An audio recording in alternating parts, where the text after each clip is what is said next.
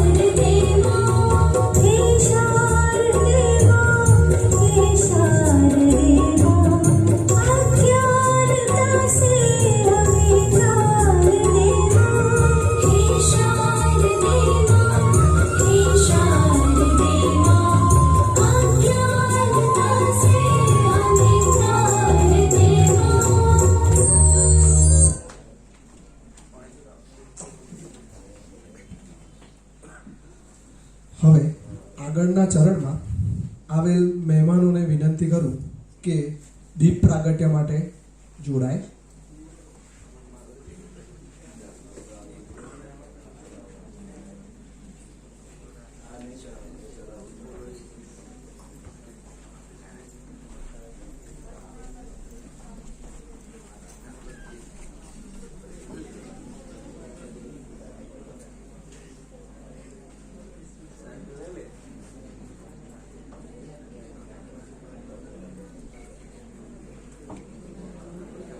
શુભમ કરોતુ કલ્યાણમ આરોગ્યમ ધન સંપદા શત્રુબુદ્ધિ વિનાશાય દીપ જ્યોતિર્નમોસ્તુતે.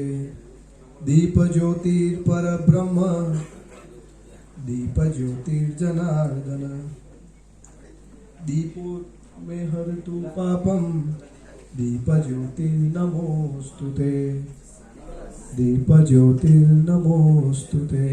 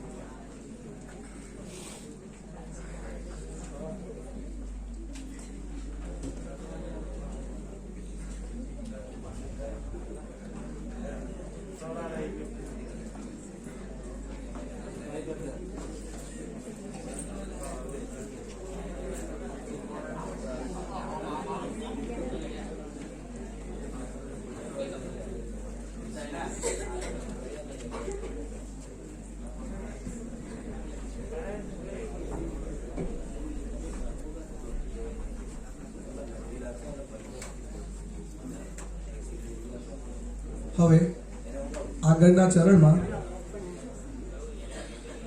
આવેલ મહેમાનોનું સ્વાગત ન કરીએ તો આપણે દગુણા કહેવાઈએ. તો સ્ટેજ પર બિરાજમાન શ્રીમાન આદિગુરુ દાસ સ્વામીજી, જે director of ISKCON youth outreach પ્રોગ્રામના ડાયરેક્ટર છે, જેમણે બીટેક અને એમટેકની પદવી પણ ધારણ કરેલી છે, જે દિલ્હી આઈઆઈટીમાંથી મેળવેલ છે, જેમની પાસે MBAની પણ ડિગ્રી છે. અત્યારે વૈદિક કલ્ચર અને લિટરેચર પર તેઓ રિસર્ચ કરી રહ્યા છે અને પોતાનું આખું જીવન યુથ અવેરનેસ અને ડેવલપમેન્ટ માટે સમર્પિત છે. એવા આદિગુરુદાસજી સ્વામીનું પુષ્પગુચ્છથી સ્વાગત કરશે અમિતાબેન શર્મા.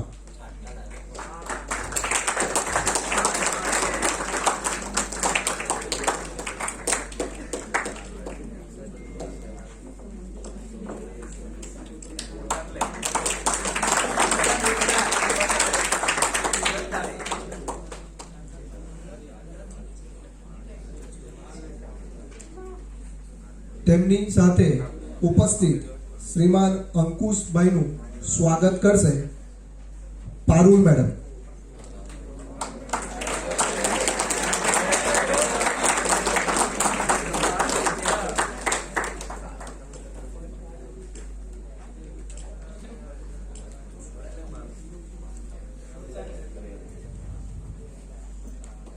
તેમની સાથે ઉપસ્થિત એવા નરેશભાઈનું સ્વાગત કરશે ભાનુ સર.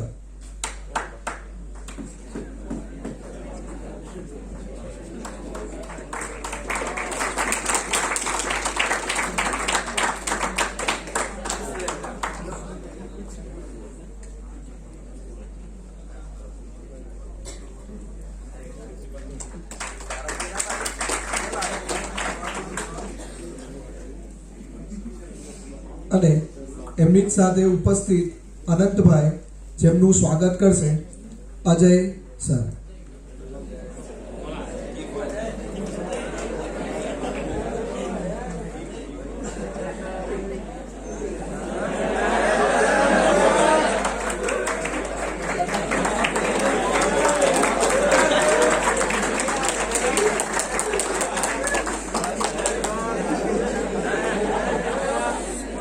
હવે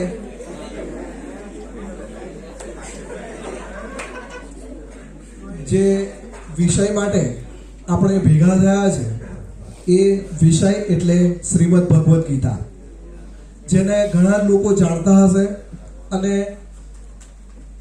ઘણા લોકો ફક્ત એનો ઉપયોગ શું થઈ રહ્યો છે એ જ જાણે છે. આજે શ્રીમદ ભગવદ્ ગીતા એ ખાલી ને ખાલી પૂજા કરવા માટે કાં તો કોર્ટની અંદર સમ ખાવા પૂરતી જ રહી ગઈ છે. ત્યારે એનો ઉપયોગ શું છે, એનું મહત્વ શું છે એ આજે ચોક્કસ સમજીશું જ. પણ એ પહેલા આર્ટ્સ વિભાગના અમિતાબેનને વિનંતી કરું કે ગીતાનું મહત્વ શું છે એ એમના શબ્દોમાં વર્ણન કરશે.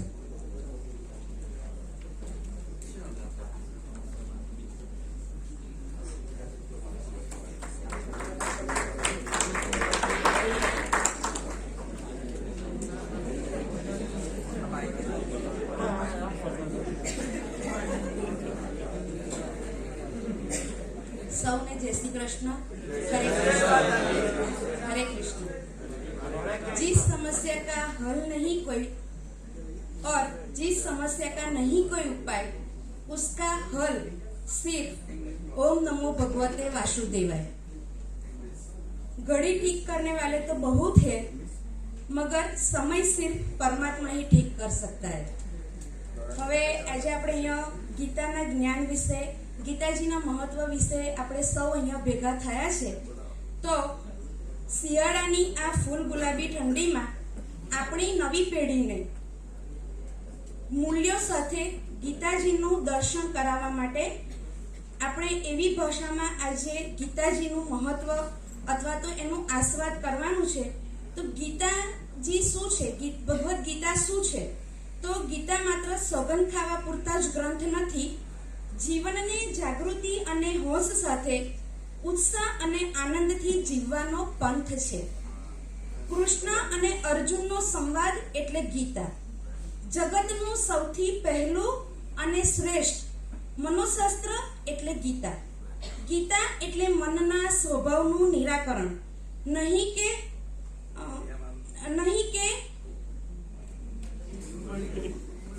નિવારણ.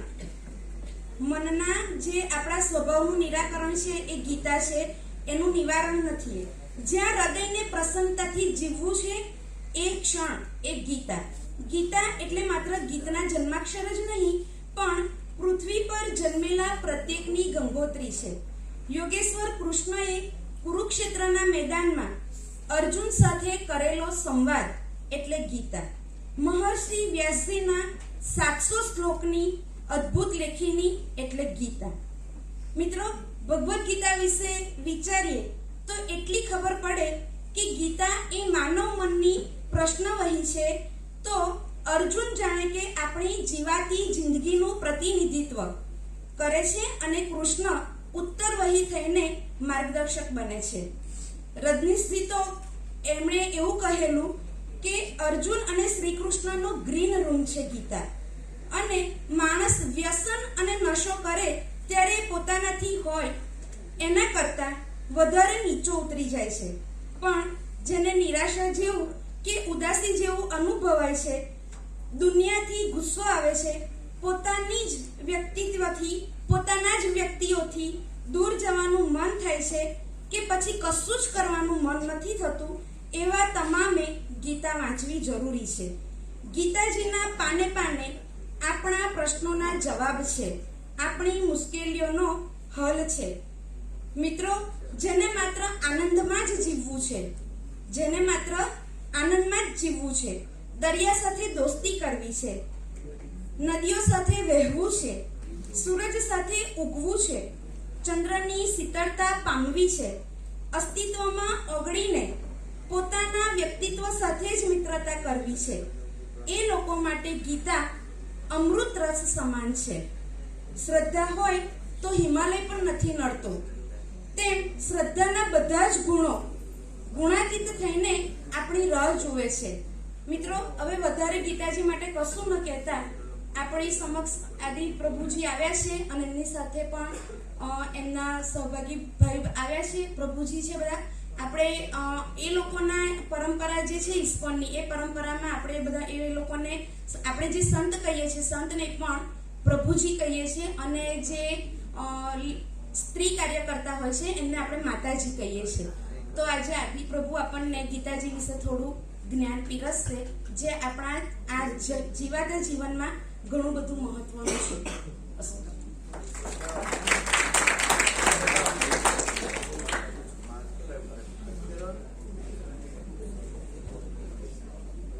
આભાર મેડમ. એટલે મેડમે સુંદર થોડા જ શબ્દોમાં કહ્યું કે ગીતાનું મહત્વ મારા જીવનમાં શું છે. એટલે આપણને તો એવું જ લાગે કે એ ફક્ત અર્જુનને જ એ વખતે કહ્યું મારે શું કામ છે એમ, પણ અર્જુન એ આપણા બધાનો એક નિમિત્ત હતો, પણ બધું તો આપણને જ કહ્યું હતું. અત્યારના સમાજની અંદર ચાલી રહેલા કોઈ પણ પ્રશ્નનું નિરાકરણ જોઈએ તો ગીતામાં છે. એના એક એક શ્લોક પર આપણને મોટા ભાગના બધા જ પ્રશ્નોનો એ જવાબ ત્યાંથી જ મળે છે. વધારે વાત ન કરતા હવે આજના મુખ્ય મહેમાન અને વક્તા આદિ ગુરુ દાસજીને વિનંતી કરું કે આપણને ગીતાના જ્ઞાનથી અવગત કરાવે. શ્રી આદિ ગુરુ દાસ સ્વામી.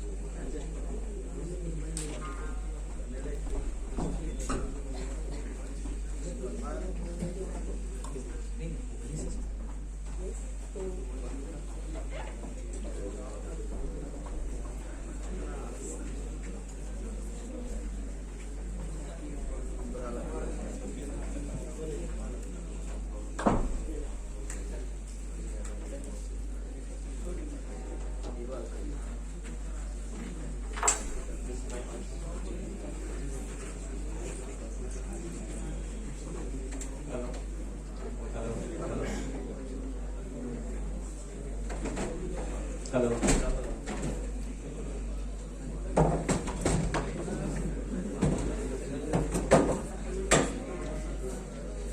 So thank you very much for giving me opportunity to with all of you. मैं बहुत धन्यवाद देना चाहता हूँ APM कॉलेज का और इस कॉलेज में वहाँ के स्टाफ का,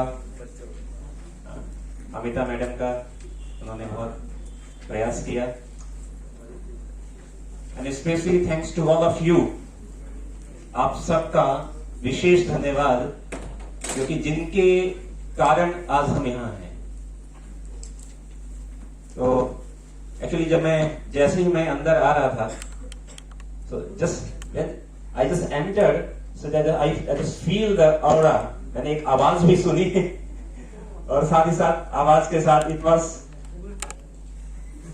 not only all of you are in colorful clothes but also in the colorful thoughts. विचारों में भी रंगत, विभिन्नता.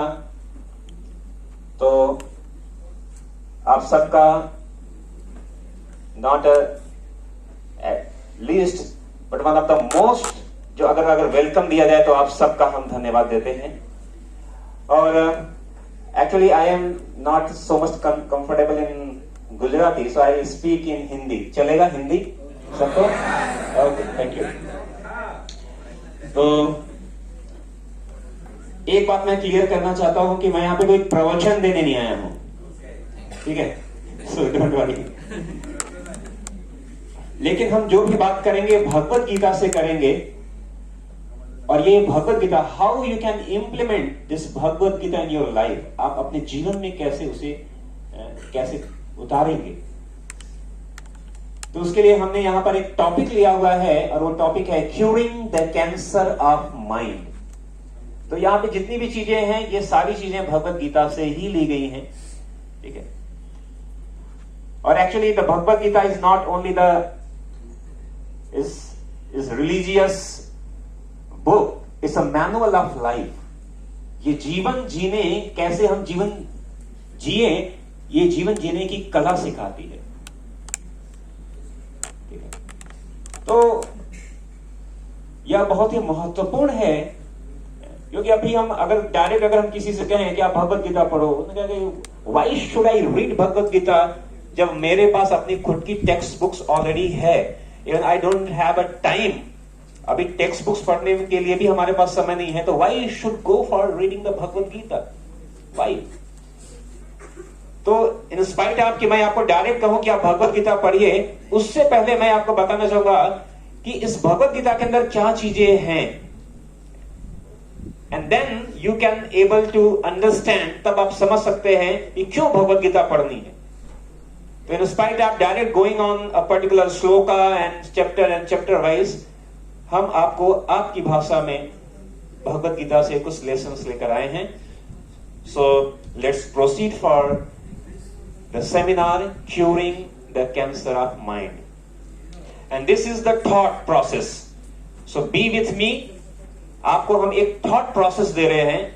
हम आपको ये नहीं कह रहे कि आप ये करो वो करो, it's up to you, because after speaking the whole Bhagavad Gita, पूरी भगवत गीता बोलने के बाद भगवान ने अर्जुन को क्या कहा, यथा इच्छति तथा कुरु।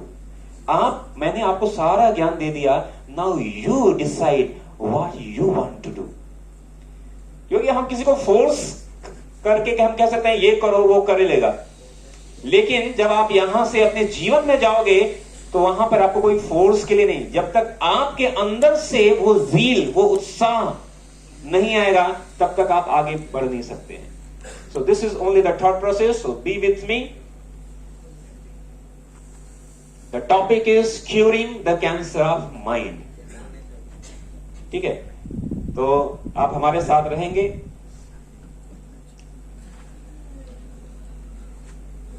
तो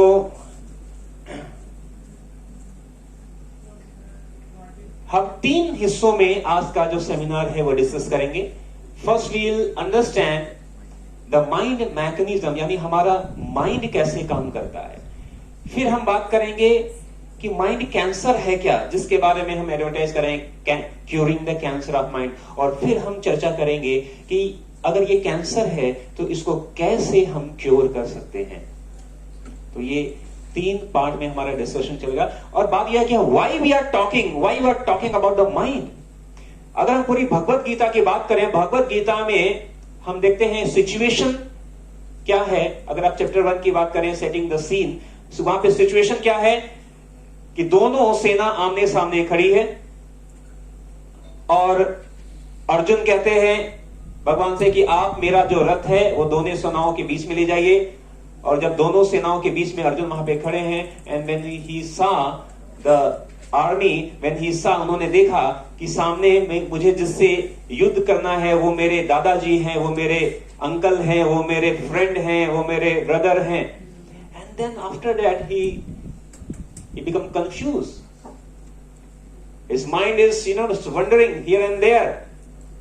और इसीलिए बीच में अर्जुन लास्ट क्या कहता है, चंचला ही मना कृष्णा प्रमाद बल भद्रणम।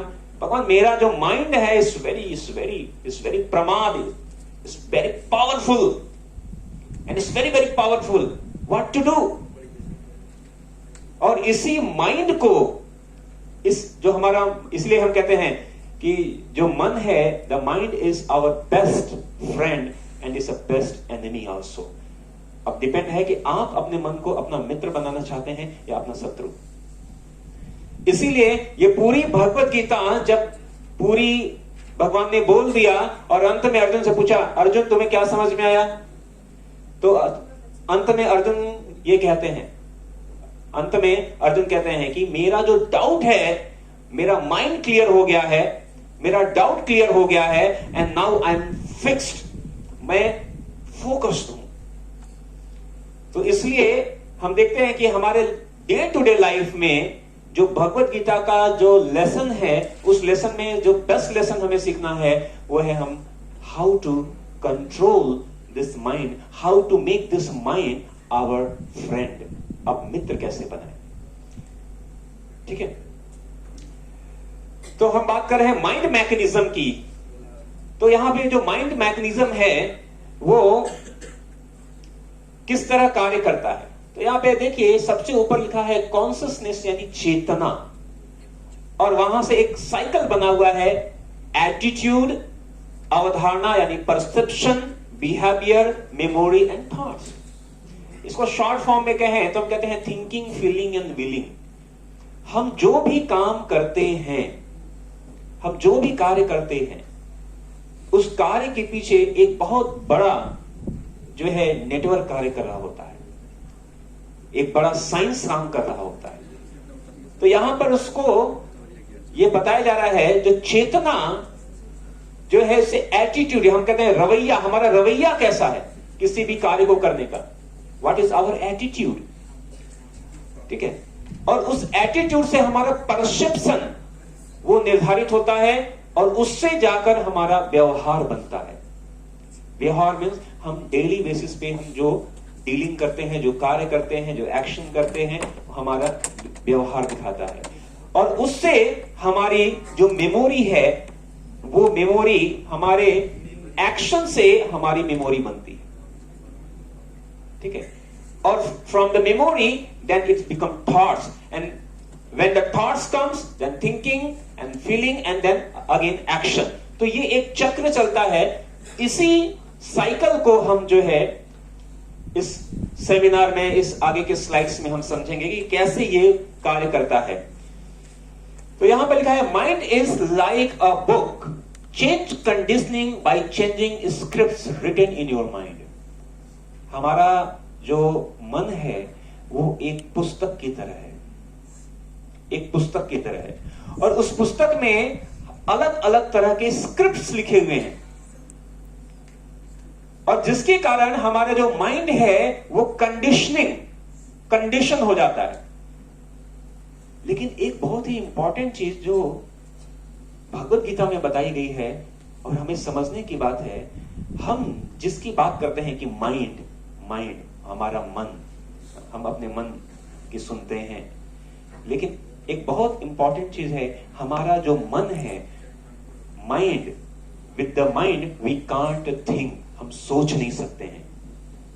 Mind has don't power of discrimination, सही और गलत के बीच में पहचान करने की शक्ति मन के पास नहीं है।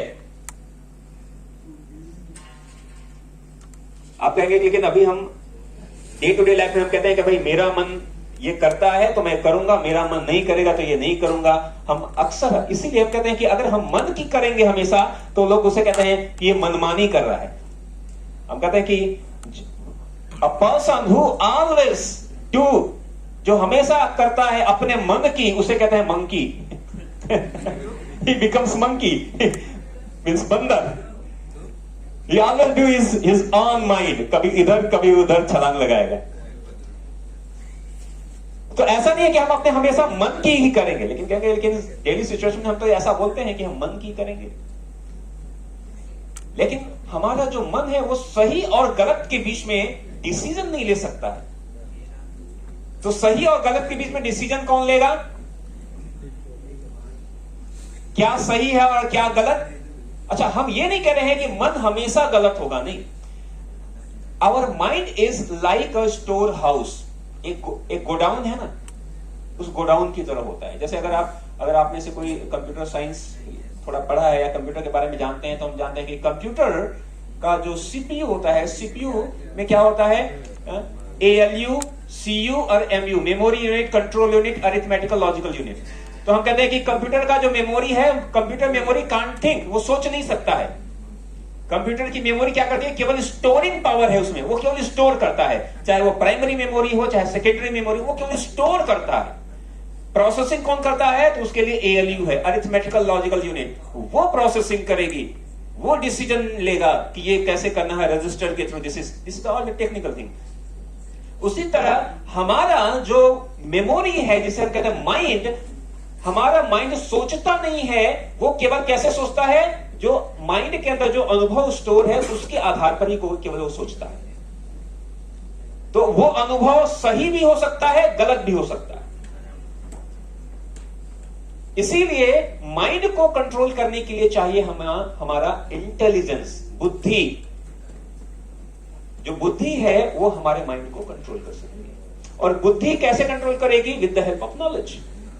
उदाहरण के लिए हम कैसे समझें कि ये जो माइंड है, आप देखिए एक उदाहरण लीजिए कि अगर कोई व्यक्ति, एक व्यक्ति आया और उसने मुझे बहुत ऐसे आगे पंच मारा और मैं चारों खाने चित, और अगर कोई आके हमें पंच मारे तो फिर हमारा मन क्या करेगा, क्या कहेगा, हाउ डेयर यू, यस, तुरंत सोचेगा कि बस न्यूटन का थर्ड लॉ लगा दे, each and every action has equal and opposite reaction. ऐसा कि उसने मेरे को मारा और मैं, लेकिन जैसे ही आप खड़े हुए और आपने उसको देखा तो वो तो बाहुबली निकल गया।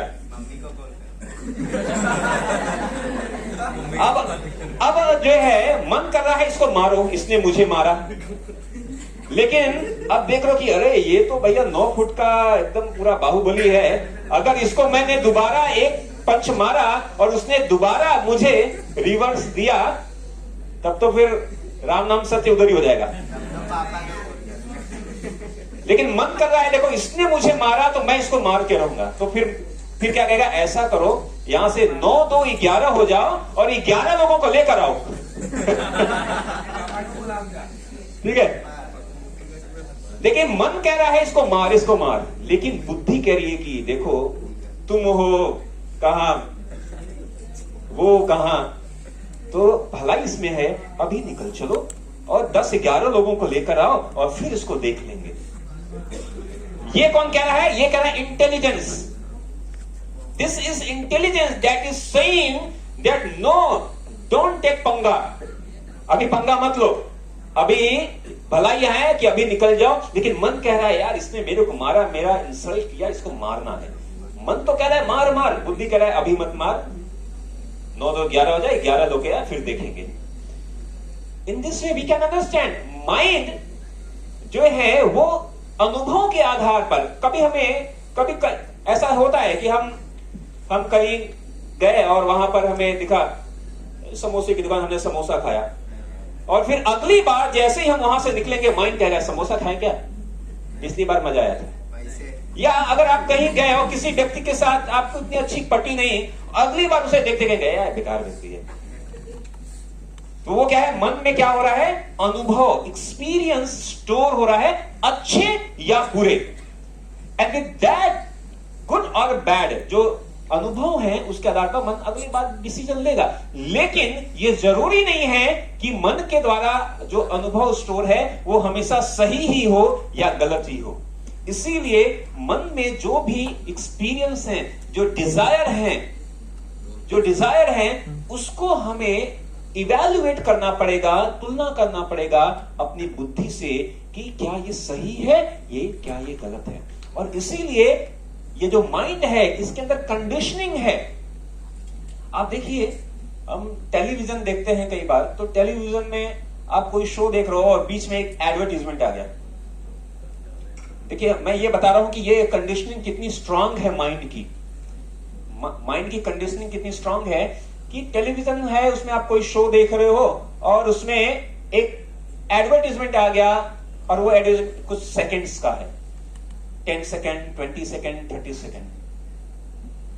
Is anybody like to see? अभी क्या कहते हैं, सबके पास रिमोट होता है, वो चैनल बदल देते हैं एडवर्टाइजर आने पर, दूसरा चैनल। लेकिन जो चैनल वाले हैं वो भी इतने स्मार्ट हैं कि आप दूसरे चैनल पे जाओगे तो वहां पे भी ऐड आता होगा, आप तीसरा चैनल करोगे वहां पे भी ऐड आता होगा, चौथा, और जब तक आप 4-5 चैनल करो तब तक पहले शो का टाइम हो जाएगा। मतलब जहां आप एक चैनल का ऐड देखना था वहां पे 4-5 चैनल का ऐड देखकर वापस आते हो। और nobody like to see advertisement. लेकिन आप सबको पता भी होगा कि एक एड के लिए अगर 15 सेकेंड का एक जो है एडवर्टीजमेंट है, 10 सेकेंड का एडवर्टीजमेंट है, company spend lakhs and lakhs rupees, लाखों रुपए देती है 15 सेकेंड के एड के लिए। सोचो, मतलब कह रहे हैं 15 सेकेंड का एड है यार, इसमें क्या इतने 50 लाख का एड है 15 सेकेंड का। क्यों दे रही है? क्यों दे रही है? क्यों? क्योंकि वो हमारे माइंड को कंडीशन कर रहा है। अगर आप बार बार एक ही चीज को देख रहे हो, सुन रहे हो, चाहे आपको अच्छा लगे या न लगे, लेकिन बार बार देखोगे और फिर कहोगे अब जब तक हम स्प्लेंडर नहीं चलाएंगे तब तक कर लो दुनिया मुट्ठी में नहीं आएगी। और डर के आगे जीत तभी है जब तक थम्स अप नहीं पिया। ठीक है, ये कंडीशनिंग कौन कर रहा है?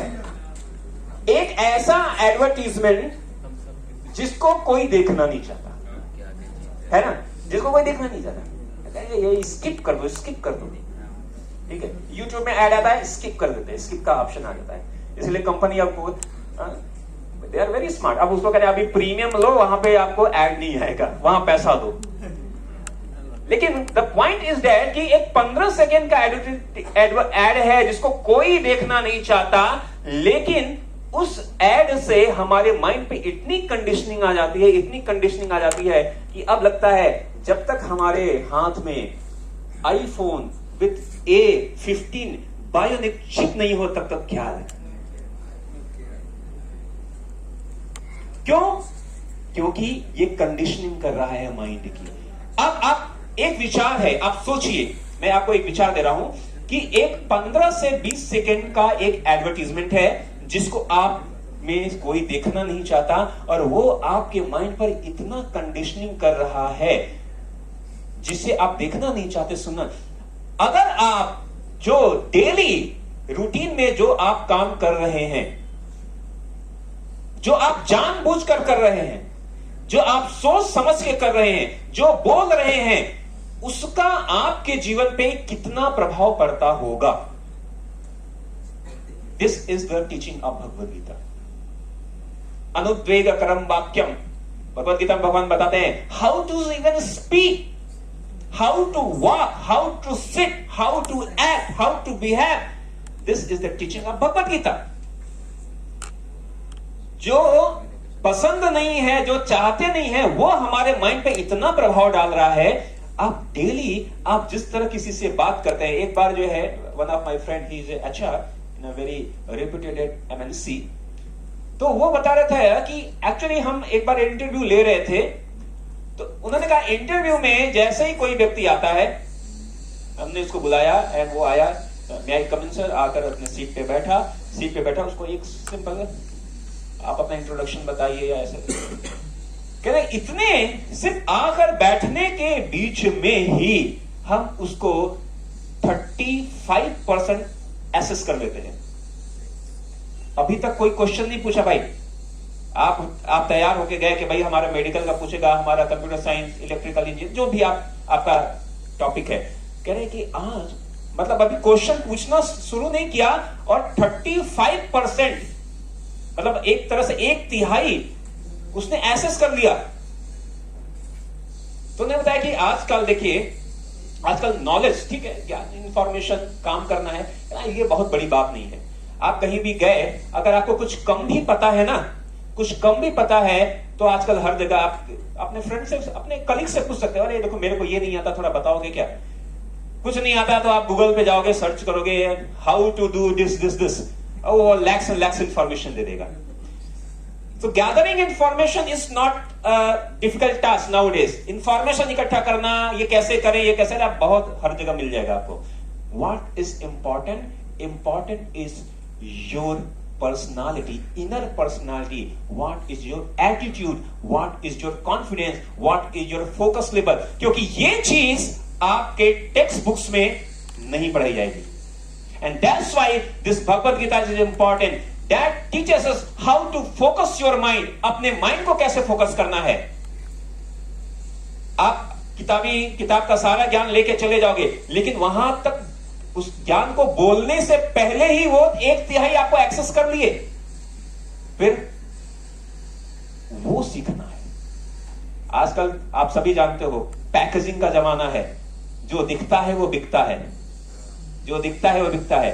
एक समय था कि हम केवल नॉलेज लेकर, नॉलेज इज इंपॉर्टेंट। जैसे अगर आप, क्योंकि मैं भी टीचिंग बैकग्राउंड में रहा हूं, तो मुझे पता है कि अगर एक व्यक्ति जिसको बहुत अच्छा नॉलेज हो, बहुत अच्छा ज्ञान हो, लेकिन कई बार लोग उसको पसंद नहीं करते, क्यों? Because he don't know. क्यों? केवल नॉलेज होना इंपॉर्टेंट नहीं है, नॉलेज के साथ साथ टेक्निक इंपॉर्टेंट है। How to present that knowledge, how to present that knowledge, उसके साथ एक्सपीरियंस, टेक्निक एंड नॉलेज, तब जाकर आप सफल होंगे। तब जाकर, केवल ज्ञान से नहीं हो सकता है। ज्ञान महत्वपूर्ण है, लेकिन उसके साथ how to implement that knowledge. तो दैट्स व्हाई ये जो स्क्रिप्टिंग है माइंड की इज वेरी वेरी पावरफुल। इसलिए हम ये बात कर रहे हैं। यहां पे एक उदाहरण दिखाया जा रहा है। ऐसा कोई व्यक्ति है जो इससे गुजरा हो? हम अपने मोस्टली मोबाइल में हमारा, अगर हमें 8:40 पर कॉलेज पहुंचना है, 9 बजे कॉलेज पहुंचना है, डेडलाइन क्या है कि 8:40 पर निकलना है कॉलेज पर, तभी हम पहुंच पाएंगे। अलार्म है 8:15 बजे उठना है, 8:15 बजे उठना है, घंटी बजी, अलार्म, स्नूज। अगला अलार्म है 8:20, 8:25, 8:30, 8:35, 5 मिनट्स।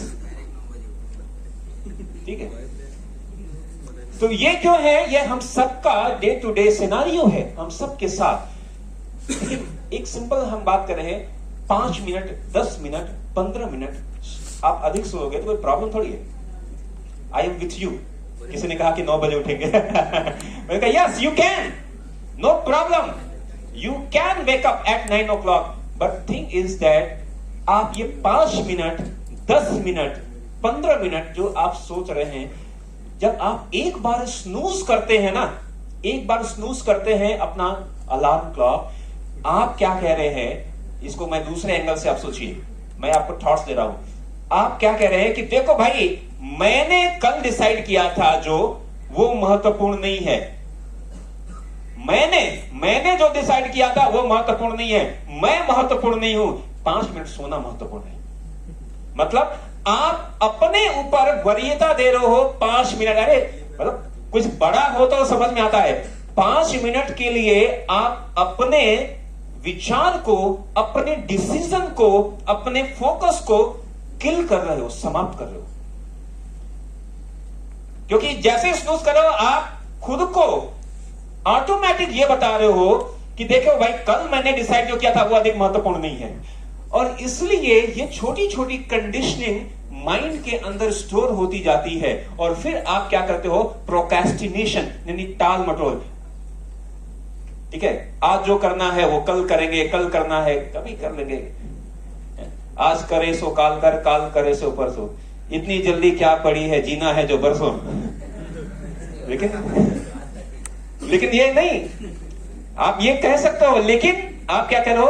अपने विचार को, अपने फोकस को, अपने वैल्यू को समाप्त कर रहे हो। कह रहे हो तो सोच सकते हो। सो दैट्स व्हाई अगर आपको 8:35 पर उठना है तो make your alarm 8:35 and make sure कि जब 8:35 अलार्म हो हम उठ जाए। क्यों? क्योंकि ये 5-5 मिनट प्रोक्रेस्टिनेशन आपके व्यक्तित्व को समाप्त कर रहा है। 5 मिनट के लिए आप सोचिए, 5 मिनट के लिए आप अपनी पर्सनालिटी को कह रहे हो इट्स नॉट वैल्यू, मैं महत्वपूर्ण नहीं हूं। And slowly and gradually it's making the script in your mind. Be careful. ठीक है, आगे। तो ये जो हमारे माइंड के अंदर जो स्क्रिप्टिंग है, ये आती कहां से है? बहुत सिंपल है। The kind of books we read, हम जहां से पढ़ते हैं। मैं अभी कुछ दिन पहले एक जगह पर वीवीएम कॉलेज में था, वहां पे मैं चर्चा कर रहा था, तो हमने कहा कि वहां पे हम बात कर रहे थे 7 कीज ऑफ सक्सेस की, कि क्या सफलता के कई। तो उसमें एक पॉइंट था, डेली रीड, प्रतिदिन हमें कुछ ना कुछ पढ़ना चाहिए, कुछ ना कुछ पढ़ना चाहिए। तो सबने कहा सर, हम बुक्स की जब बात आती है तो हम लोग आप डेली 5-10 मिनट की बात कर रहे हो, हम तो घंटों घंटों पढ़ते हैं, लेकिन वो बुक फेसबुक होता है। तो वो बुक फेसबुक होता है। फेसबुक पे हम 15 मिनट का तो छोड़िए, हम 2-2 घंटे 4-4 घंटे पढ़ते हैं। तो बट द थिंग इज, चाहे वो आपकी कोई भी बुक हो, चाहे फेसबुक ही क्यों ना हो, but the thing is the kind of book we read, जिस तरह की पुस्तक हम पढ़ते हैं वहां से हमारे पास क्या है, सूचनाएं आ रही हैं। जिस तरह की मूवीज हम देखते हैं, जिस तरह की म्यूजिक हम सुनते हैं, जिस तरह के हमारे पास मित्र हैं। इसीलिए एक बहुत ही फेमस पर्सनालिटी ने कहा था, अगर किसी व्यक्ति के बारे में जानना है कि ये व्यक्ति कैसा है, तो आप क्या करो, उसके आसपास के 4 मित्रों के बारे में जान लो। Just know about the 4 friends, his close 4 friends, और आप उसके पर्सनालिटी के बारे में जान जाओगे। आप उसे, इसलिए कहते हैं कि हमारे पास आसपास जो है वो हमारे ऊपर इंपैक्ट कर रहा है, प्रभाव डाल रहा है। ठीक है, इवन द साइंस की हम बात करें, हम यहां पर अगर हम खड़े हैं, देखिए हर चीज प्रभाव डालती है, हर चीज प्रभाव डालती है। कुछ दिन पहले मैं एक जगह पे गया, तो वहां पे उन्होंने, हम बात कर रहे थे कि हम भाई इस्कॉन मंदिर से आए हैं, तो उन्होंने कहा कि सर एक सवाल क्या है कि हम मंदिर क्यों जाएं। ठीक है, मैं यहां पॉज लेता हूं, ये थोड़ा एक डिफरेंट टॉपिक रिलेटेड है। उन्होंने पूछा हम मंदिर क्यों जाएं, तो उसमें से कहा मंदिर इसलिए, अगर कोई पूछे कि मंदिर क्यों जाए, अपने मम्मी पापा से पूछे तो मम्मी अरे जवान लड़ा तो मंदिर जाना चाहिए, अच्छी बात है, मेरे मम्मी पापा ने कहा था इसलिए मैं अब तुम्हें कह रहा हूं तुम्हें जाना चाहिए। But nowadays we are from the science background, we are from the 21st century, we need accurate, we need logical, we need, हमें लॉजिकल क्लैरिफिकेशन चाहिए क्यों जाएं। ठीक है, अब समस्या क्या है कि हम जो अपने वैदिक लिटरेचर को है उनका ज्ञान लेना हमने बंद कर दिया है, and that's why we don't no.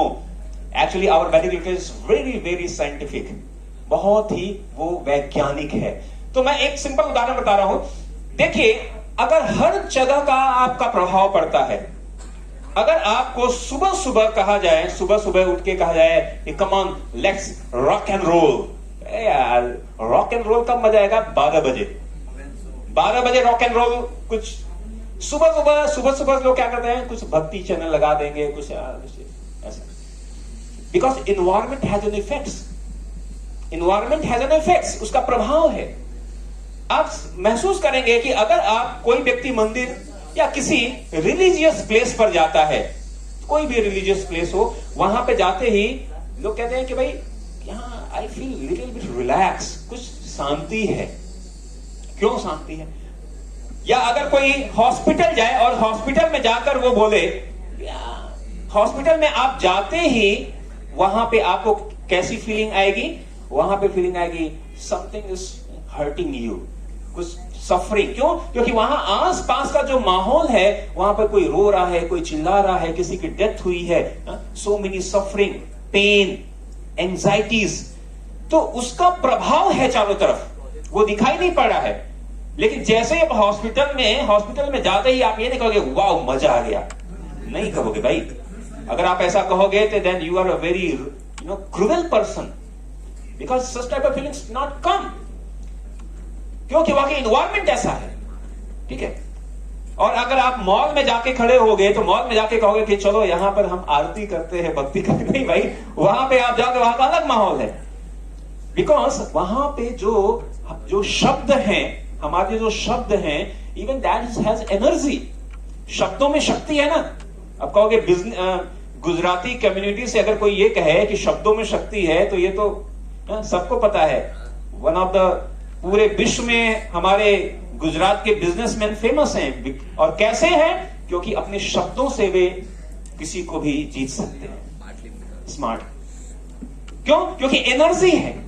The word has energy, sound has energy. हम विमान चलाते हैं supersonic, they has a power.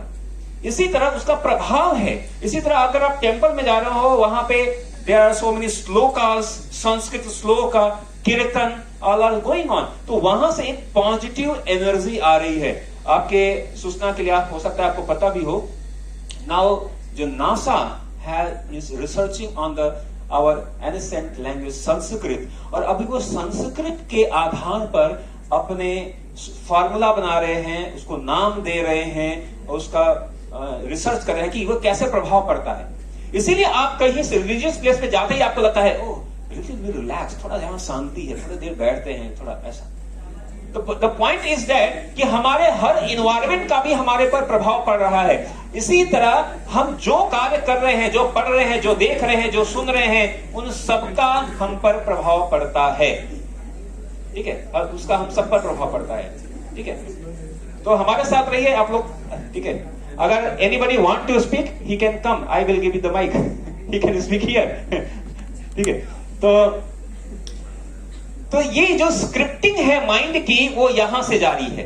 इसलिए ये महत्वपूर्ण है कि हमारा इन्वायरमेंट, इसीलिए ये प्रिंसिपल है गार्बेज इन गार्बेज आउट, यानी कि जब आप कूड़ा करकट अंदर ले रहे हैं तो बाहर भी वही निकलने वाला है। अगर आप पॉजिटिव इनसाइड ले रहे हैं तो पॉजिटिव आउटसाइड जाएगा, अगर आप निगेटिव इन ले रहे हैं तो निगेटिव आउट जाएगा, अगर आप गुड इन कर रहे हैं गुड आउट जाएगा।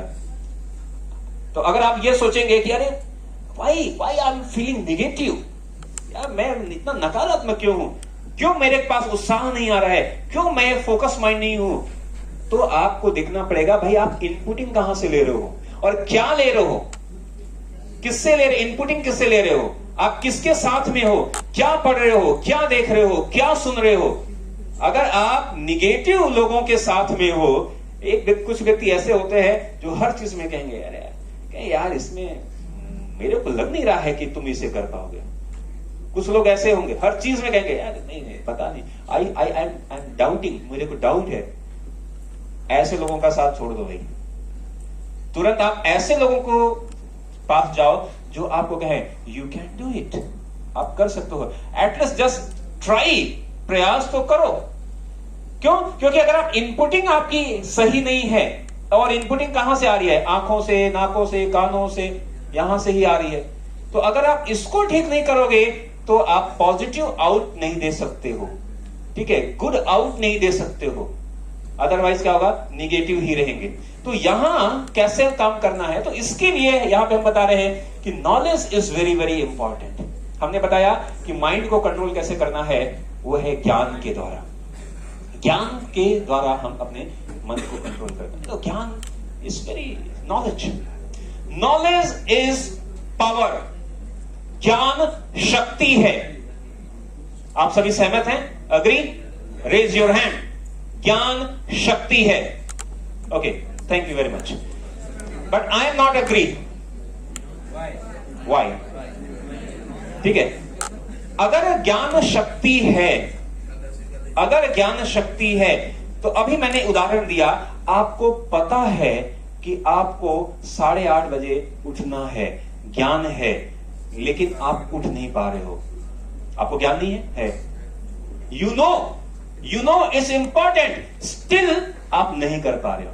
अगर ज्ञान शक्ति है, हम चाहते तो है, जैसे ही सेमेस्टर स्टार्ट होता है हम सोचते हैं इस बार सेमेस्टर में शुरू से ही हम पढ़ेंगे, और फिर लास्ट में सिचुएशन क्या आती है कि हमारे एग्जाम आ जाते हैं और हम बुक खोल रहे होते हैं, और फिर सभी अलग अलग जगहों पर जाके कहते हैं भगवान इस बार निकाल ले,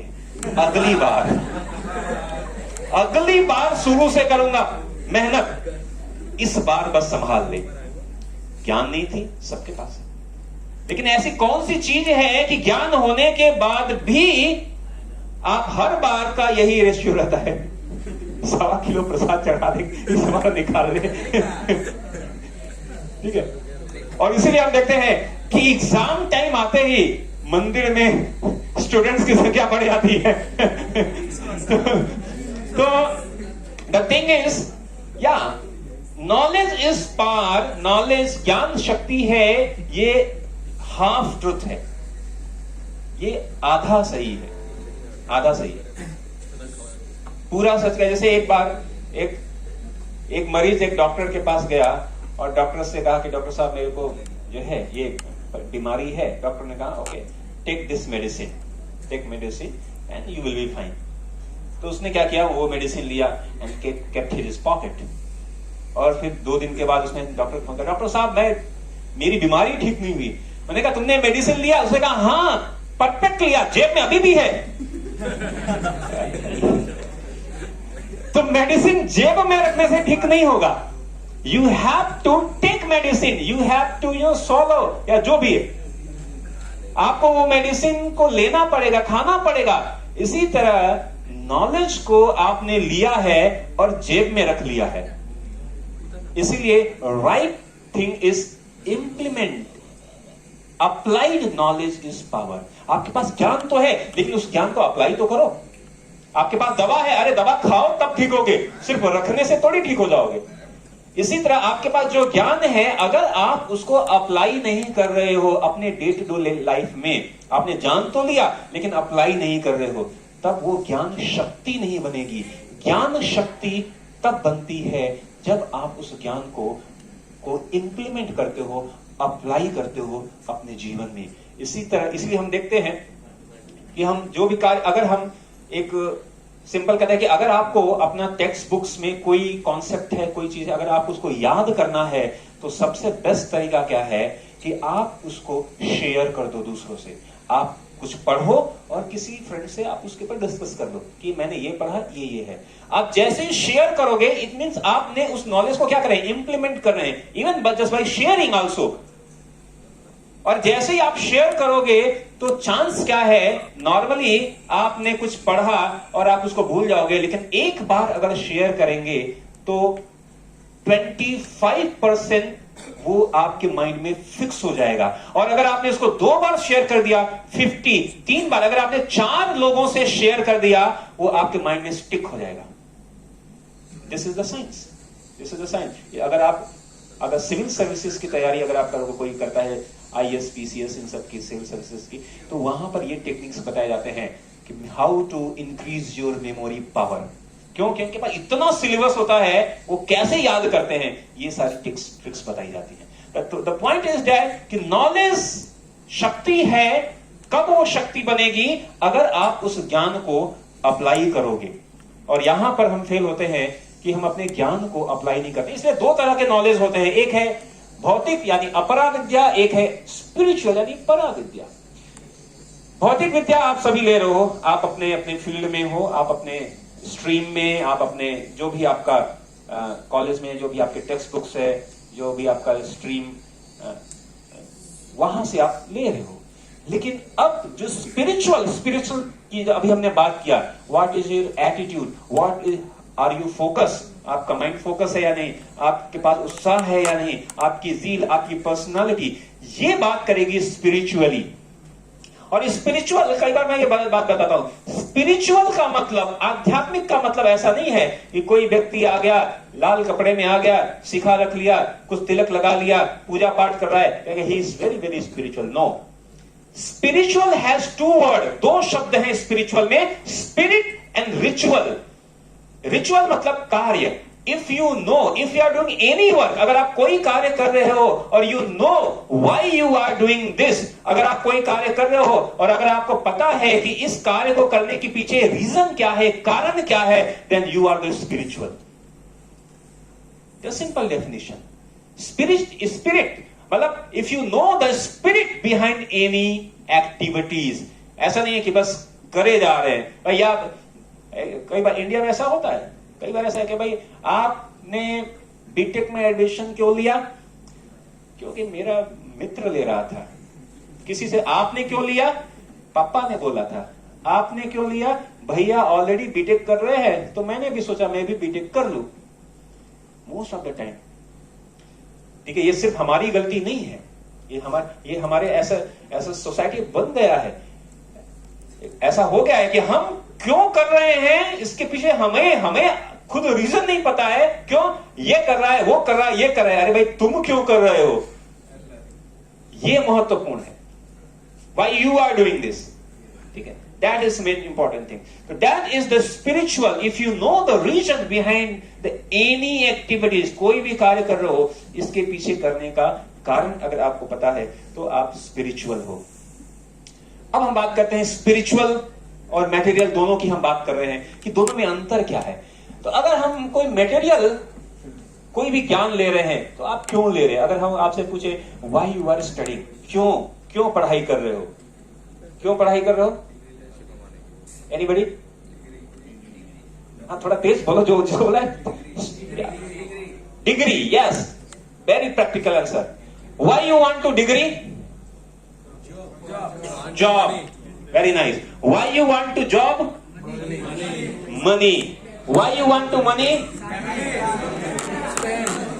अरे ऐशो आराम चाहिए। मनी चाहिए, so that we can buy the Audi, we can have a Lamborghini, we can have a luxurious lifestyle, we can be at a Tommy Hilfiger, yes, suit with a luxuries, spas. Definitely, there's a practical answer. लेकिन तो ये आपको, हाँ ठीक है, आप बोल लिए ना, अभी इधर आ जाओ, ठीक है? आपको बीच बीच में मैं बोलने का अवसर दूंगा, ठीक है?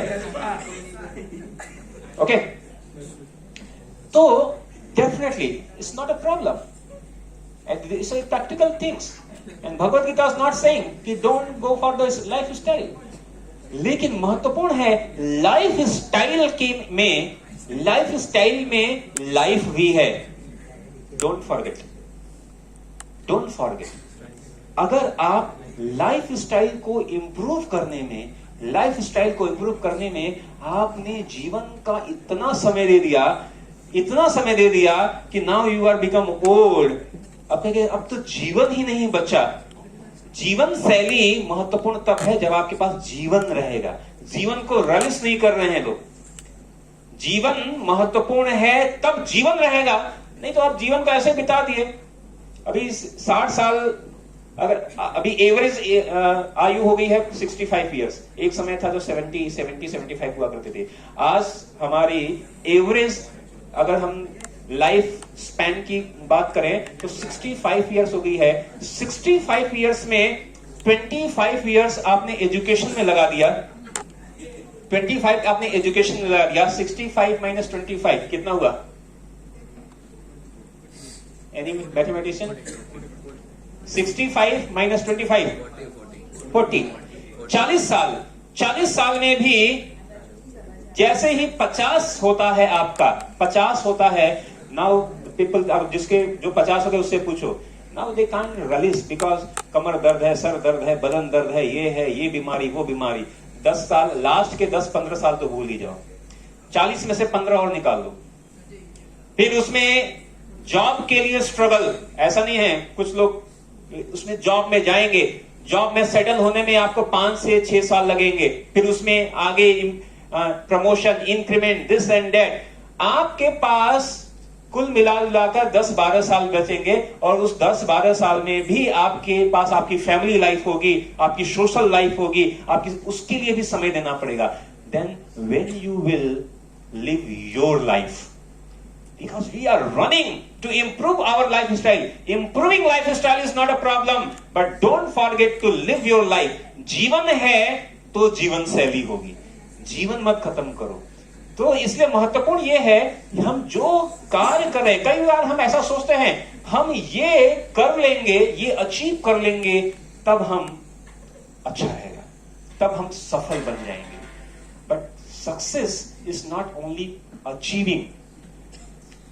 जैसे अगर आपसे कहा जाए अभी कि आप रिमेंबर करिए अपने स्कूल डेज को, हर व्यक्ति कहेगा wow it was the day, what were the days.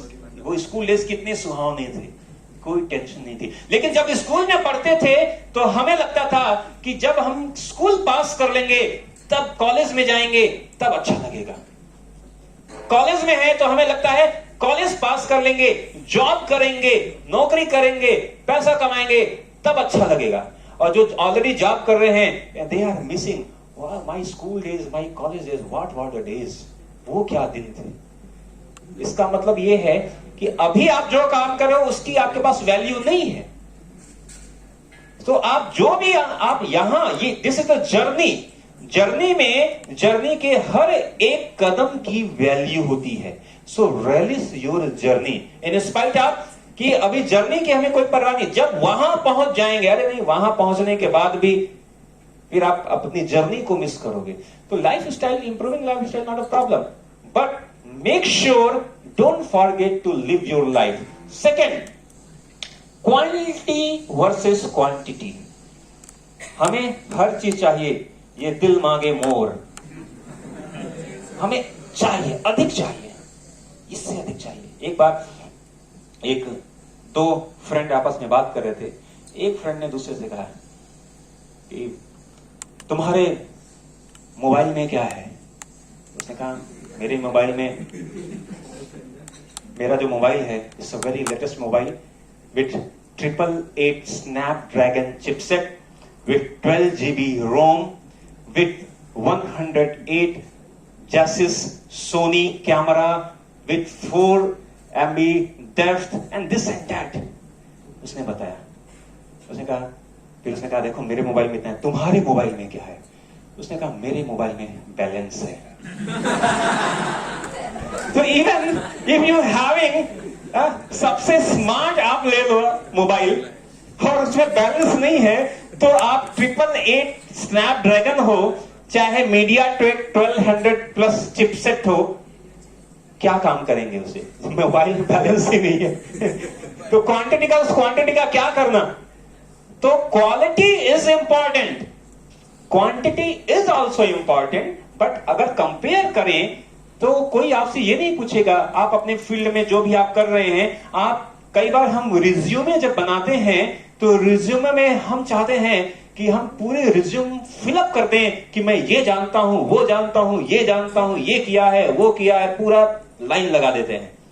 और फिर हमारे लिए प्रॉब्लम क्या होता है कि उसमें से जो आपने लिखा है उसमें से कुछ पूछता है, ये हाँ किया था मैंने 10 साल पहले किया था, भूल गया। नहीं, महत्वपूर्ण क्या है? क्वांटिटी से अधिक महत्वपूर्ण है कि आप अगर एक भी चीज जानते हो, अगर क्वालिटी में जानते हो, तो आपकी पूछ होगी, आपको सेलेक्ट कर लिया जाएगा। तो क्वालिटी इज इंपॉर्टेंट। तो हमारा जो मटेरियल नॉलेज है वो क्वांटिटी पे फोकस करता है कि अधिक से अधिक ले ले, ये ले ले, वो ले ले, लेकिन स्पिरिचुअल नॉलेज करता है क्वालिटी पे जाओ भाई। अगर आपके पास क्वालिटी नॉलेज है, if you are a quality person, क्योंकि आज हर जगह क्वालिटी कंट्रोल है, तो सॉफ्टवेयर में क्वालिटी कंट्रोल नहीं है, हमारे व्यक्तिगत जीवन में भी हर जगह क्वालिटी कंट्रोल है।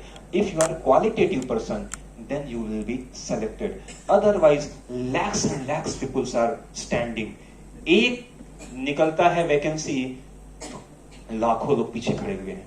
क्यों? तो उसमें से सेलेक्ट कौन होगा? Quality person. तो बी क्वालिटी पर्सन। जो भी आप नॉलेज ले रहे हो, मेक श्योर कि आपका नॉलेज क्वालिटी बेसिस पर हो, क्वांटिटी बेसिस पर नहीं। तो ये हमें सिखाता है भगवत गीता। ये सारे भगवत गीता से मैं इनडायरेक्ट रूप में आपको बता रहा हूं, ठीक है। अगर हम चाहें तो मैं इसको श्लोक के रूप में भी बता सकता हूं, लेकिन ऐसे समझाएंगे तो आपको अधिक समझ में आएगा। Third, prove versus improve. हम साबित करना चाहते हैं अपने आप को, ठीक है। हम साबित करना चाहते हैं कि मैं ऐसा, मैं, लेकिन महत्वपूर्ण है prove is not important. Prove, आप कुछ प्रूव करना चाहते हैं। प्रूव क्यों करना चाहते हैं? क्योंकि वो ऐसा है। अरे वो ऐसा है, छोड़ो, ठीक है, वो जैसा भी हो वो उसका क्वालिटी होगा। तो प्रूव से अधिक इंपॉर्टेंट है कि हम अपने आप को जो है इंप्रूव करें। प्रूव में क्या है कि हम दूसरों से तुलना कर रहे हैं, कंपेयर कर रहे हैं। ऐसा है मुझे, ठीक है, हमें एक अच्छा, एक आइडियल, हम एक आइडियल कैरेक्टर या आइडियल की हम बात मना नहीं कर रहे हैं कि किसी कोई व्यक्ति बहुत आइडियल है और उससे हमें प्रेरणा लेना, उसकी हम बात नहीं कर रहे हैं। We should take the ideal, किसी को आइडियल बनाकर उससे सीख लेना है। लेकिन साथ ही साथ यह महत्वपूर्ण क्या है कि हमें किसी और से कंपेयर करने से अच्छा है कि हम अपने आप से कंपेयर करें कि हम जहां पर थे आज एक कदम आगे हैं या नहीं।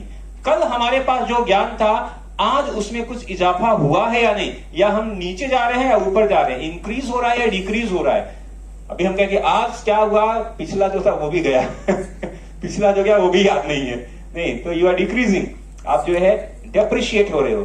तो हमें किसी को बेहतर बनना है, सुधार करना है, सबसे पहले अपने लिए।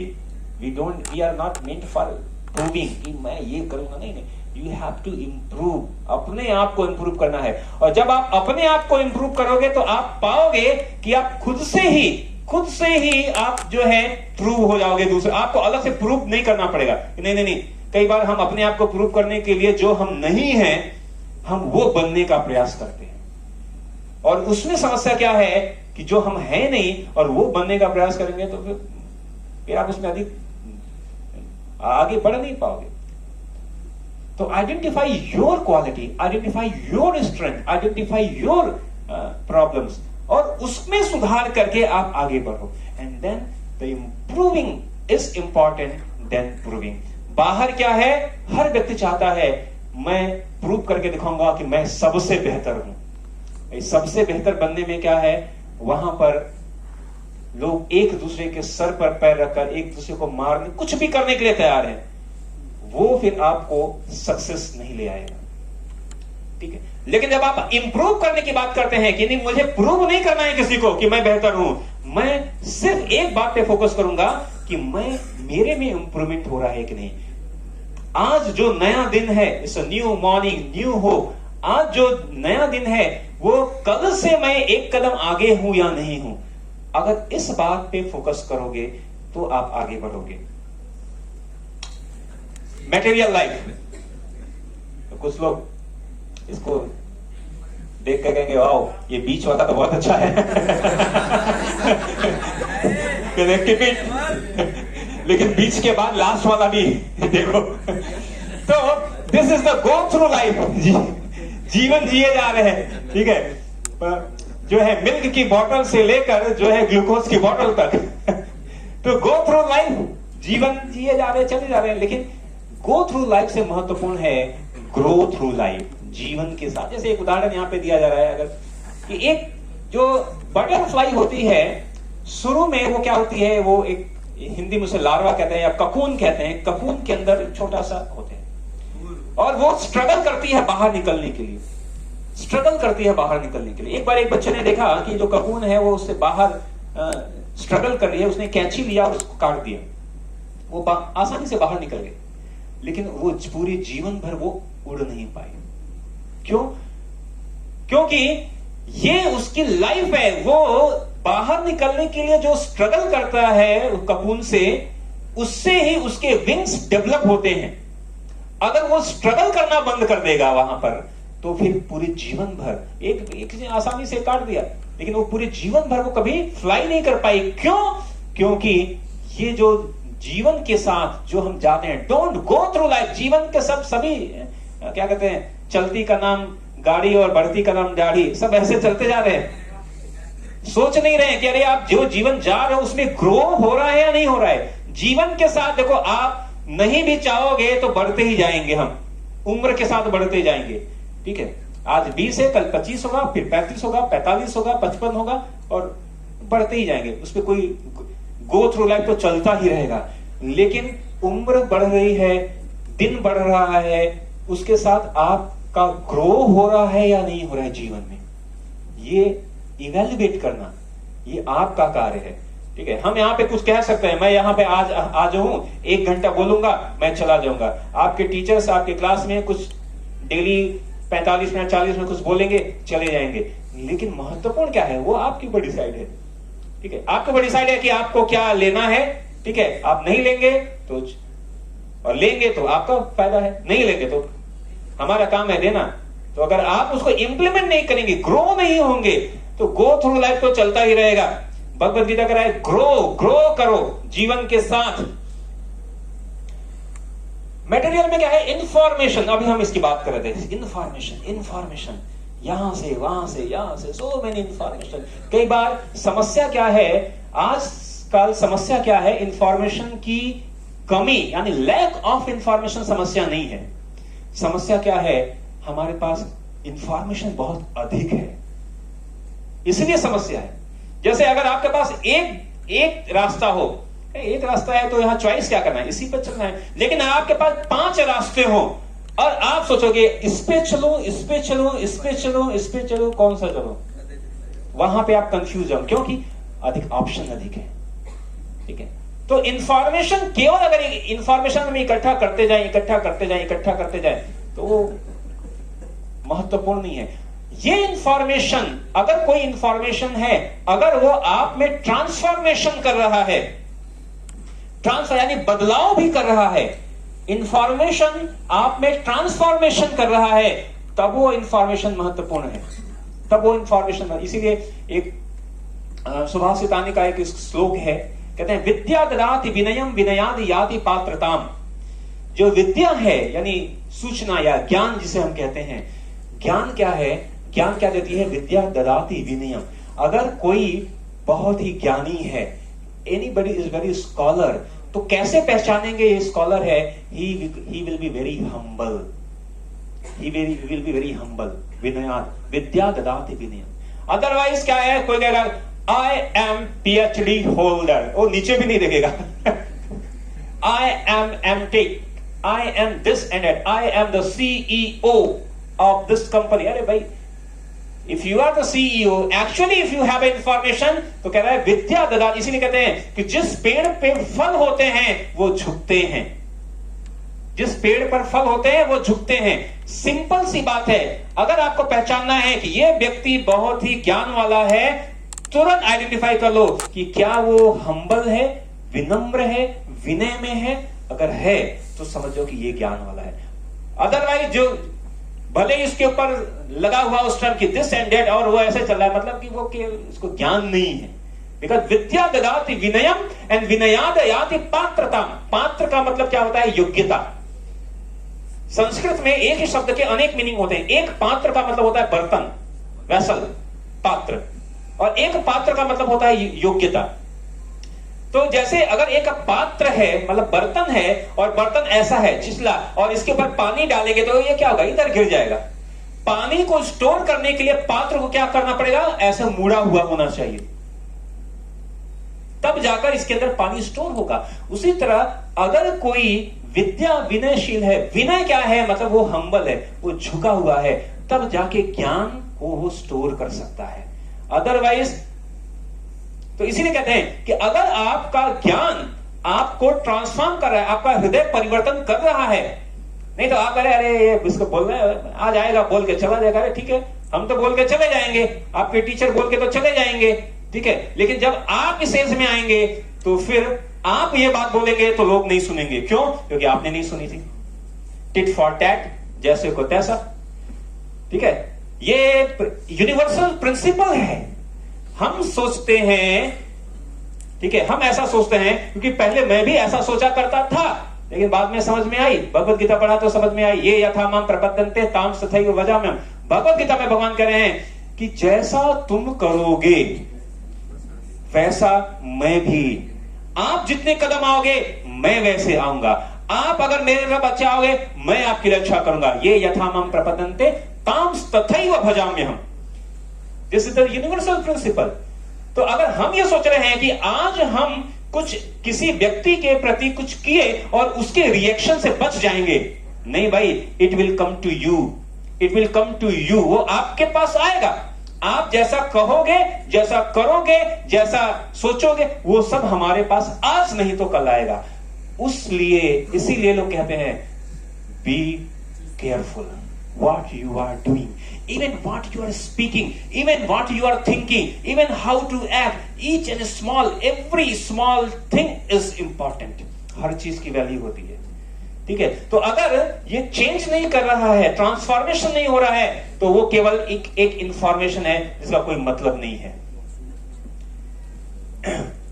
नेक्स्ट, सो मैं 11:40 अभी हो रहा है, 12 o'clock तक जा सकते हैं, इट्स ओके। 20 मिनट में मैं 12 o'clock तक जा सकते हैं या फिनिश, ठीक है। तो 10 मिनट में फिनिश करने जा रहा हूं। Actually there are so many things to speak, but मैं इसको पॉइंट में कंक्लूड करने जा रहा हूं, ठीक है, क्योंकि आज मैं इसमें 2 महत्वपूर्ण पॉइंट में लेकर आया था। अभी हम कैंसर पे तो गए ही नहीं वहां पे कंपेयर, तो ठीक है। तो यहां पर बात करें gap between knowledge and action. क्यों मैं इस पे कर रहा हूं? क्योंकि ये आप के लिए महत्वपूर्ण है। Gap between knowledge and action, no clarity. आजकल क्या है, जो ज्ञान अभी हम बात कर रहे थे कि हमारे ज्ञान में और हमारे कार्य करने में बहुत अंतर है। हम कई बार हम पढ़ाई करके गए और फिर हम सोचते हैं कि अरे इंटरव्यू में डर लग रहा है। क्यों? क्योंकि हमें पता नहीं है क्या पूछेगा। अच्छा, जॉब में सिलेक्शन होगा, हमें पता नहीं अभी करना क्या है। How to apply sine theta cos theta in action, ठीक है। How to apply mechanical engineering option in action, how to apply discrete mathematics, how to apply whatever terms and condition, वो कैसे हम अपने जीवन अप्लाई करें, क्योंकि clarity नहीं है हमारे नॉलेज और एक्शन में। इसीलिए इवन आईआईटी दिल्ली में इस समय एक ब्रांच बनाया गया है जो कि प्रैक्टिकल कार्य करा रहा है। प्रैक्टिकल मतलब हम जो पढ़ रहे हैं उसको कितना प्रैक्टिकली कैसे कर सके जीवन में, ठीक है। और इसीलिए इसी प्रैक्टिकल इवेंट के थ्रू हमने एक क्लब भी बनाया था जिसका नाम है वैदिक क्लब, जो कि विद्यानगर में भी है, इसके ब्रांच ऑल ओवर इंडिया में भी है। तो हम उनको प्रैक्टिकल इंप्लीमेंटेशन पार्ट पढ़ा रहे हैं। अब जिस भी फील्ड, जिस भी रियलम में हो, अगर वो प्रैक्टिकलिटी नहीं है तो आपके विजन में, थॉट्स में क्लैरिटी नहीं होगी, ठीक है। तो आपके विजन थॉट्स में क्लैरिटी नहीं, अगर क्लैरिटी नहीं है तो डर रहेगा, आपको लगेगा कि आप पावरफुल नहीं हैं, आपका माइंड फोकस नहीं रहेगा। तो ये सारी कमियां आएंगी और इसको मैं स्किप करता हूं, ठीक है। इसको स्किप, यहां पे हम बात करते हैं, फिर से वही हम बात करते हैं। तो हम सबके माइंड में हमेशा एक द्वंद्व रहेगा, मैच चलता रहेगा, मी एंड माइंड, मैं और मेरा का। तो इसी माइंड की हम बात कर रहे हैं जिसकी बात भगवान ने कहा, अर्जुन ने कहा, चंचल ही मना कृष्ण प्रमाद, मेरा मन जो है वो नियंत्रित नहीं है। तो इस मन को नियंत्रित करने के लिए माइंड में सो मेनी कॉन्फ्लिक्ट्स, क्या करें या क्या नहीं करें, ठीक है, ये हमेशा हमारे माइंड में चलता रहता है। इसीलिए महत्वपूर्ण है, ठीक है। मैंने एक स्ट्रेस मैनेजमेंट का भी एक लिया था, इसमें एक पॉइंट मैं आपको बता रहा हूं, बहुत महत्वपूर्ण है, जो आपके लिए बहुत काम का आएगा। क्योंकि कई बार आपको स्ट्रेस से जाते हैं, तो स्ट्रेस ये भगवद गीता के अंदर दिया गया है। ये देखिए, ये स्ट्रेस का लाइफ साइकिल है। तो वो शुरू कहां से होता है? Your life is full of situation and situations. अनेक परिस्थितियों से हमारा जीवन चल रहा है, कई फेवरेबल, कोई फेवरेबल नहीं है। तो जब अनफेवरेबल सिचुएशन आती है, तो situation that you can not manage, कोई ऐसी परिस्थिति है जब आप उसको मैनेज नहीं कर पाते हो कि क्या करें, अब मेरे को समझ में नहीं आ रहा है, कोई जो प्रॉब्लम, तो वो प्रॉब्लम से क्या होगा? फियर जनरेट होगा। समस्या से क्या जनरेट होगा? फियर, डर लगेगा, क्योंकि आपको पता है कि मैं इसको मैनेज नहीं कर पाएंगे। तो क्रिएट निगेटिव फीलिंग, जो प्रॉब्लम है, समस्या, हर समस्या क्या करता है? एक निगेटिव फीलिंग जनरेट करता है माइंड के अंदर। तो वो जो निगेटिव फीलिंग जब माइंड में जनरेट होता है, तो उससे क्या होता है? फियर, उसे हम कहते हैं डर। जब डर गए आप, जब मन में डर आ गया कि अभी क्या होगा, the mind fear, the mild fear in subconscious mind, अभी डर जो है बहुत बड़ा डर नहीं है, छोटा है, माइल्ड मतलब अभी कम है। तो जब थोड़ा है, अब वो जो फियर है वो धीरे धीरे बढ़ता जाएगा और क्या होगा? वरी यानी चिंता में बदल जाएगा। पहले डर आया, समस्या आई, समस्या से डर आया, डर से चिंता आ गई। अब ये जब तक चिंता है तब तक भी ठीक है। When the worry builds up pressure on mind and body, हमारे मन पर, हमारे शरीर पर ये चिंता क्या कर रहा है? प्रेशर डाल रहा है, तब वो बन जाएगा स्ट्रेस। फिर लोग कहते हैं मुझे स्ट्रेस हो गया। स्ट्रेस मतलब क्या है? कि अब आपका मन और आपका बॉडी प्रभावित हो चुका है, ठीक है। अभी तक केवल डर था, माइंड में था, माइल्ड था, लेकिन अब जैसे ही स्ट्रेस आ गया, आपका मन प्रभावित हो गया है, आपका बॉडी प्रभावित हो गया है। अगर आप यहां पर भी इसको हैंडल नहीं किए, तो ये जो स्ट्रेस है ये हमारे डीप बॉडी में चला जाएगा और बन जाएगा स्ट्रेन। और अगर स्ट्रेन को भी अगर आपने रोका नहीं, तो ये स्ट्रेन हमारे पूरे माइंड को कैप्चर कर लेगा और वो बन जाएगा टेंशन। और फिर अगर एक बार टेंशन हो गया आपको, फिर वहां पर समस्या है। फिर वहां पर क्या है, नाउ द पीपल्स आर छोटी छोटी बात में इतने टेंशन में आ जाते हैं, बात रहेगी छोटी, इतने पीपल्स आर कमिटिंग सुसाइड छोटी छोटी बात के लिए सुसाइड। बिकॉज वाई, क्योंकि अगर हमें यह पता, अगर इस लाइफ साइकिल को हमें पता हम कर ले, how to control our anger, अब टेंशन से एंगर आएगा तो हमें भगवत गीता खोलना पड़ेगा। क्रोधा भवति सम्मोहा, सम्मोहा स्मृति विभ्रम। अगर आपको एंगर आ गया, क्रोध आ गया, लोग कहते हैं कि जब गुस्से में, क्रोध में व्यक्ति क्या होता है, अंधा हो जाता है। यही बात बता रहे हैं, क्रोधा भवति सम्मोहा, when the anger will come, तो कोई कहेगा कि अभी क्रोध को हाउ टू ओवरकमिंग एंगर, तो कोई कह सकता है बाबा रामदेव का प्राणायाम कर लें, अनुलोम विलोम कम हो जाएगा। ओके, हो सकता है, लेकिन रूट कॉज क्या जाना पड़ेगा, रूट कॉज जाना पड़ेगा। Your life is a full of situation, accept it. इसीलिए भगवत गीता में भगवान ने कहा, सुख दुखे समय कृत्वा लाभा लाभो जया जयो। You have to be equipoised. आपको, हम क्या सोचते हैं कि हम हमेशा अच्छे सिचुएशन, नहीं, अच्छा सिचुएशन हमेशा नहीं रहेगा। You have to go through the adverse situation. इसलिए अगर आप एडवर्स सिचुएशन से नहीं गुजरेंगे तो फिर आपकी शिक्षा का महत्व नहीं है। तो वहां पे बताया जाएगा कि किस तरह जो सिचुएशन है, कि अगर अच्छी सिचुएशन है तो यूटिलाइज, अगर बुरी सिचुएशन है तो utilize that bad situation. Because हम देखें, जो भी व्यक्ति सफल हुआ है, हेनरी फोर्ड, उन्होंने कहा कि एक हमारे जो ह्यूमन बीइंग है उनके पास एक बहुत बड़ी खासियत क्या है, और वो खासियत क्या है कि हम वो काम कर सकते हैं जो हम सोचते थे कि ये हमारे लिए इम्पॉसिबल है। हम वो कार्य कर सकते हैं जो हम कभी सोचते थे कि ये हमारे लिए इम्पॉसिबल है, हम वो काम कर सकते हैं। इसीलिए impossible says that I am possible. ठीक है, आई एम पॉसिबल। और इसीलिए अगर आप जानते हो, सी खेड़ा ने कहा, जीतता वही है जो यह जानता है कि वह जीत सकता है। आप कैसे जीतेंगे? अगर आपको पता है कि आप जीत सकते हैं। कोई व्यक्ति अगर एथलेटिक्स में दौड़ रहा है, वो कहे कि नहीं मैं जीत नहीं सकता, वो पहले ही हार गया। अगर आप जानते हो, क्योंकि वही जीतेगा जो ये जानता है कि वो जीत सकता है। तो ये बात कहां से आ रही है कि जो एडवर्स सिचुएशन है, जो प्रॉब्लम्स है, जो स्ट्रगल है, उसको आप कैसे ले सकते हो। If you are taking the adverse situation as an opportunity, अवसर के रूप में ले रहे हो, अर्जुन ने अवसर के रूप में लिया। अगर हम बात करें, अर्जुन के सामने जो सेना थी, पांडवों की सेना से, कौरवों की सेना पांडवों की सेना से बहुत बड़ा विशाल था, और उनके पास बहुत ढेर सारे बड़े बड़े योद्धा थे। But how he take an this adverse situation as an opportunity by the blessing and guidance of Lord Krishna.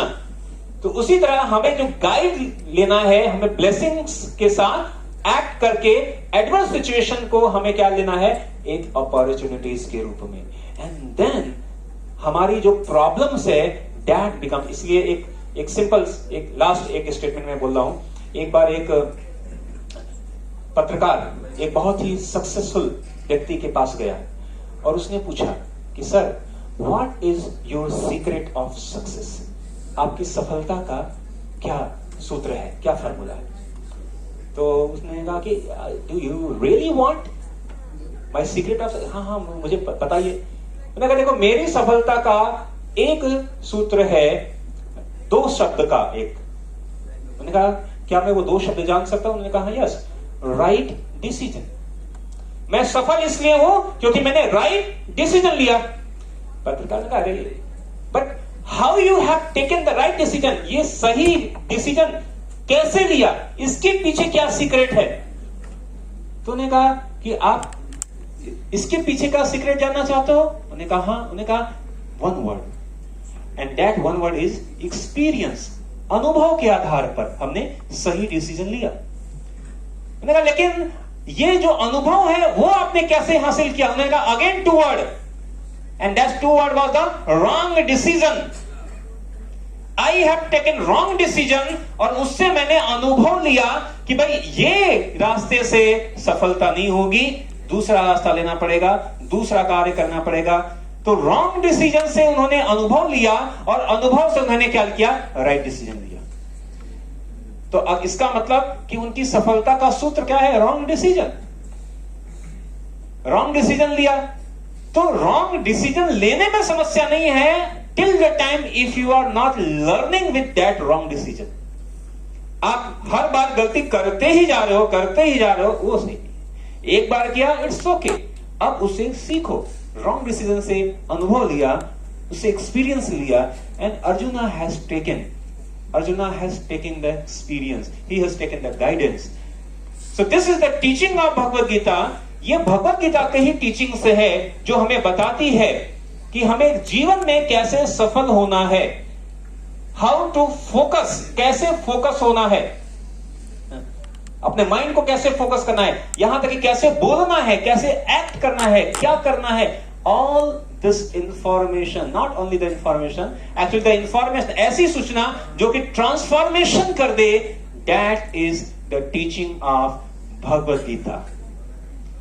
और इसलिए अगर आप पढ़ेंगे या पढ़ना चाहते हैं तो आप इससे जा सकते हैं। और अगर कोई समस्या है तो यू कैन कॉन्टेक्ट अस, हमसे कांटेक्ट भी कर सकते हैं। एवरी सैटरडे हम प्रोग्राम भी करते हैं, आप जैसे यूथ के लिए ही हम प्रोग्राम करते हैं। You can come and join that also. और मे बी अगर दोबारा अवसर मिलेगा तो हम इस टॉपिक को आगे कंटिन्यू करेंगे, अगर कभी अवसर मिला यहां पर तो। So thank you very much